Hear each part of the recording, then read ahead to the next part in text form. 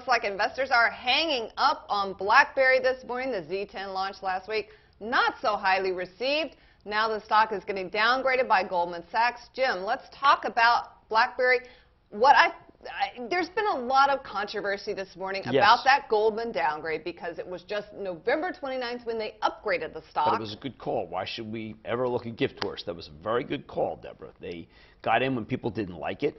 I'm waiting to hear from Morgan Stanley. Morgan Stanley put out a sum of the parts piece which said, don't worry about this device, because it turned out that people who thought the device was going to be a game changer, at least in this country, are disappointed. Now, I'd also like to know why people didn't know that AT&T wouldn't support it. That was one of the stories I kept hearing. Well, they would go to stores and AT&T wasn't behind it. Now, that was something that I think could have been found out. That was, we would say at my old hedge fund, found outable. That was found outable, and you didn't find it out. Right. So I want to buy the stock ahead of the quarter, and let me give my reasoning.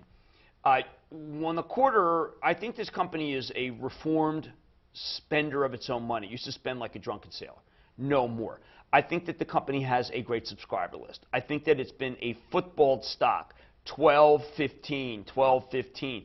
As we go down, I want you to buy it for trade. That's what I recommended on Mad Money on Friday, saying as it came in, buy it for trade into the quarter, but then get rid of it if it doesn't pop at the quarter. I don't think it's going to go down that much, but I do think that Morgan Stanley is going to defend it here.